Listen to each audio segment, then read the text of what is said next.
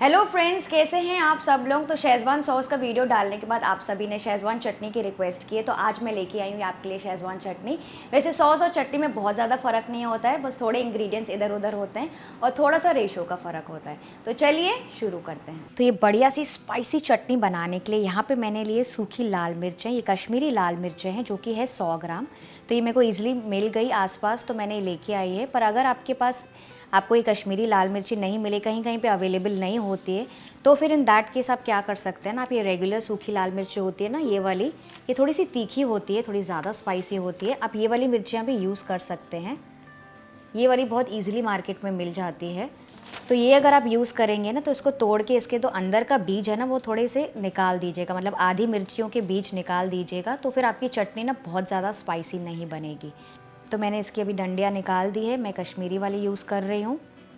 और इसके ऊपर हम डाल देंगे 2 कप गर्म पानी और इसे सोख करके रख देंगे। तो इसे थोड़ा सा दबा लीजिए ताकि वो अच्छे से सोख हो जाए। और अगर आप मेरी तरह थोड़ा सा जल्दी में हैं तो इसे थोड़ी देर भिगा दीजिए, बस 5 से 10 मिनट के लिए। वैसे तो आपको गर्म पानी में उसको 1 घंटा भिगाना है, पर अगर आप जल्दी में हैं मेरी तरह, जैसे कि मैंने आपको बोला, तो इसको बस 5 से 10 मिनट भिगा लीजिए और फिर इसको हम बॉईल करेंगे। तो इसको उबलने के लिए मैंने रख दिया है, इसमें अच्छा सा बॉईल आने का वेट करेंगे। तो इसमें बॉईल आ गया है और अब इसे 3 से 4 मिनट और लगातार बॉईल करते रहेंगे, इसको थोड़ा से दबाते हुए, ताकि मिर्चियाँ अंदर अच्छे से सोख हो जाए पानी में और बराबर से बॉईल होकर सॉफ्ट हो जाए। क्योंकि अगर मिर्चियों को आप सॉफ्ट नहीं करेंगे ना, तो क्या होगा ना, पीसने में मज़ा नहीं आएगा, यानी कि जो चटनी है ना, उसमें बड़े बड़े पीसेस और छिलके के टुकड़े रह जाएंगे और फिर वो चटनी में मज़ा नहीं आएगा। मतलब चटनी जो है ना, मुलायम नहीं बनेगी। नॉर्मली चटनी थोड़ी सी दरदरी होती है, लेकिन होती तो मुलायम है ना, तो वैसे हमको मुलायम चटनी चाहिए।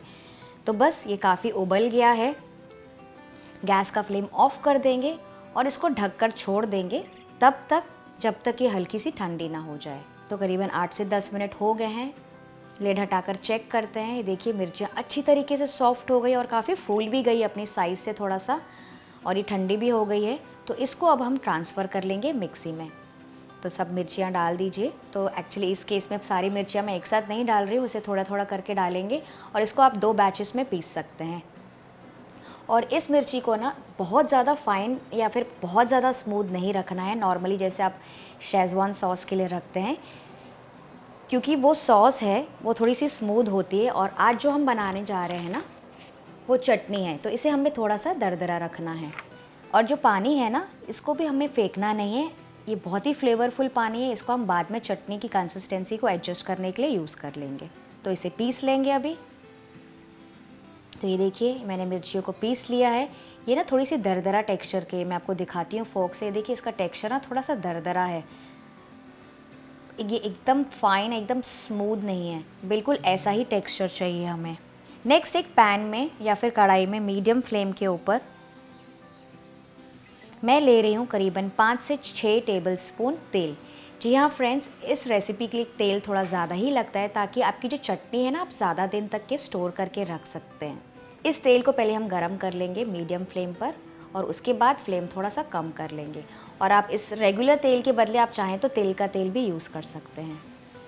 और अब इसमें हम डाल देंगे करीबन हाफ कप एकदम बारीक कटी हुई लहसुन। ये देखिए, ये लहसुन को एकदम मैंने बारीक काट दिया है फूड प्रोसेसर में। आप चाहें तो उसको ग्रेट भी कर सकते हैं, लेकिन इसको पीसना बिल्कुल भी नहीं है, क्योंकि फिर वो टेक्सचर नहीं आएगा, वो फील नहीं आएगा अदरक और लहसुन का चटनी में। तो इसको बिल्कुल हमें ऐसा ही टेक्सचर का चाहिए। इसको डाल देंगे और उसके साथ ही मैं डाल रही हूँ 3 से 4 टेबलस्पून बारीक कटा हुआ अदरक भी, इसे भी मैंने एकदम फाइन चॉप किया है। और इसके बाद मैं डाल रही हूँ हरी डंडियाँ। ये धनिया की हरी डंडियाँ हैं, थोड़ी सी मैंने ली थी, उसको काट के डाला है। और इन तीनों चीज़ों को थोड़ी देर चलाएंगे, बस इतना ही कि इसका कच्चापन चला जाए, बस हल्का सा फ्राई कर लेंगे। इसे डार्क बिल्कुल भी नहीं करना है। वैसे तो ऑथेंटिक शेज़वान सॉस में धनिया के बदले सेलेरी डाली जाती है, लेकिन क्योंकि आज हम चटनी बना रहे हैं, यानी कि इंडियन वर्जन बना रहे हैं, इसलिए मैं आज धनिया की डंडियाँ यूज़ कर रही हूँ। तो करीबन मैंने 2 मिनट इसको पकाया है, अदरक लहसुन और धनिया की डंडियों को। ये देखिए बिल्कुल हल्का सा कलर बदला है, बहुत ज़्यादा नहीं बदलना है। अब इसमें हम डाल देंगे पिसी हुई मिर्च का मिक्सचर। तो सारा डाल दीजिए इसमें,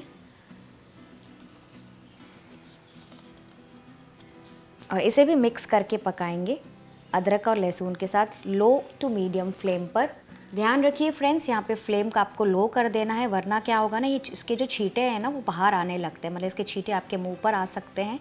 तो इस चीज़ का ध्यान रखिएगा। गैस का फ्लेम लो और मीडियम के बीच में आप रख दीजिए इस समय। तो इसे 3 से 4 मिनट तक के पकाएंगे। और अब यहाँ पे जो हमारा बचा हुआ पानी था ना, उसको मैं इस मिक्सी में डाल रही हूँ। तो थोड़ा सा 1 या 2 टेबलस्पून जितना आपको पानी चाहिए आप डाल सकते हैं आपकी क्वांटिटी के हिसाब से। और इसको थोड़ा सा ऐसे चला लेंगे इस मिक्सी में, और इस पानी को मैं डाल दूँगी इस मिक्सचर के ऊपर और इसे थोड़ी देर और पकाएंगे, जैसे कि पानी सूख जाए। तो इसके लिए मैं यहाँ पे इसको ढक्कन से कवर करके इसको लो फ्लेम पर पकने देंगे करीबन 3 से 4 मिनट के लिए। जैसे सारी चीज़ें बिल्कुल अच्छी तरह से पक जाए, साइड से तेल छूटने लगे, थोड़ा भी जो इसका पानी है ना वो बचना नहीं चाहिए, क्योंकि जितनी अच्छे से आप इस चटनी को पकाएंगे ना और जितना अच्छे से इसका तेल छूटेगा ना, उतना ही ज़्यादा दिन तक की आपकी चटनी चलेगी। तो इसे पकने दीजिए। तो मैंने इसे रखा था 5 से 6 मिनट के लिए लो फ्लेम पर। अब प्लेट हटाकर चेक करते हैं। तो ये देखिए एकदम अच्छे से तेल पे आ गया है, आपको देख के पता चल रहा होगा। इसका जो कलर है ना, मैं आपको दिखाती हूँ मिक्स करके, इसका कलर भी अच्छा खासा गहरा हो गया है, मतलब कि चटनी अच्छे से भून गई है। नॉर्मली जैसे भी आपको भी पता होगा, जब भी आप सब्ज़ी पकाते हैं तो और तेल पे आ जाती है, इसका मतलब ये अच्छे से भून गई है। तो इस समय हम इस स्टेज पर इसमें डाल देंगे 1 चम्मच नमक टेस्ट के लिए, 2 चम्मच मैं डाल रही हूँ शुगर सारी चीज़ों को बैलेंस करने के लिए, और फिर मैं इसमें डाल रही हूँ 3 से 4 टेबलस्पून विनेगर। तो यहाँ पे मैं आज वाइट वाला विनेगर यूज़ कर रही हूँ। आप चाहें तो इसकी जगह साइट्रिक एसिड या फिर नींबू के फूल भी यूज़ कर सकते हैं, जो भी आपके पास अवेलेबल हो खटास के लिए। और खटास के साथ साथ ही इसको प्रिजर्वेशन में भी हेल्प करेगा ये विनेगर। साथ ही मैं डाल रही हूँ बस 1 टीस्पून सोया सॉस, ज़्यादा बिल्कुल नहीं डालना है, क्योंकि आज हम चटनी बना रहे हैं तो हमें बस थोड़ा सा ही चाइनीज़ फ्लेवर चाहिए। तो अगर आपने मेरा शेज़वान सॉस वाला वीडियो देखा होगा तो उसमें मैंने टोमेटो केचप भी डाली, यानी कि टोमेटो सॉस भी डाला है, क्योंकि वो सॉस थी और ये चटनी है, तो इसलिए हम इसमें आज टोमेटो सॉस नहीं डाल रहे हैं। और इन दोनों चीज़ों में बहुत ज़्यादा डिफरेंस नहीं होता है इंग्रेडिएंट्स में, बस थोड़ा सा ही फ़र्क है, जैसे कि मैंने आपको बताया। फिर मैं इसमें डाल रही हूँ बिल्कुल आधा टीस्पून काली मिर्ची का पाउडर। वैसे तो ओरिजिनल शेज़वान सॉस में फ्लेवरिंग के लिए शेज़वान पेपर्स डाले जाते हैं, क्योंकि वो इजीली अवेलेबल नहीं होते हैं सबको, इसलिए मैं इसमें बस थोड़ी सी काली मिर्च डाल रही हूँ, पर अगर आपको मिल जाए तो आप वो भी डाल सकते हैं। और फ्रेंड्स, कुछ लोग इस सॉस को गाढ़ा करने के लिए ना कॉर्नफ्लावर भी डालते हैं। तो अगर आपको इस चटनी को थोड़ा सा गाढ़ा बनाना है, थोड़ा सा सॉसी बनाना है, तो आप इसमें 1 टेबलस्पून कॉर्नफ्लावर आधे कप पानी में घोल कर डाल दीजिए और इसे 3 से 4 मिनट तक के पकाइए, जब तक कि सॉस गाढ़ी ना हो जाए, एकदम अच्छा सा शाइन ना आ जाए उसमें और एकदम स्मूथ ना हो जाए। तो मुझे मेरी चटनी बिल्कुल इसी तरह पसंद है, तो मैं आज कॉर्नफ्लावर नहीं यूज़ कर रही हूँ। मुझे ऐसा लगता है कि ये ऐसे तेल वाली चटनी बिल्कुल ऐसे ही अच्छी लगती है। तो बस सारी चीज़ें अच्छे से पक गई है, तेल पे आ गई है, तो ये हमारी perfect looking homemade schezwan sauce तैयार है। मैं आपको सारी तरफ से दिखाती हूँ। अच्छे से तेल पे आ गई, एकदम प्यारा सा कलर भी आ गया है।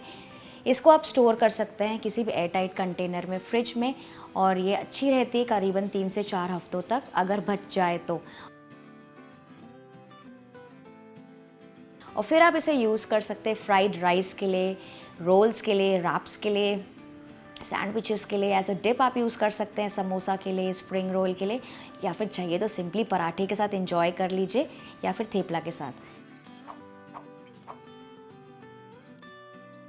तो फ्रेंड्स, आई होप आपको आज की एक बिल्कुल आसान और चटपटी रेसिपी पसंद आई। अगर हाँ तो इस वीडियो को लाइक, शेयर और सब्सक्राइब करना ना भूलिएगा। मैं आपसे मिलती हूँ अगले वीडियो में। अपना ख्याल रखिए। Bye bye.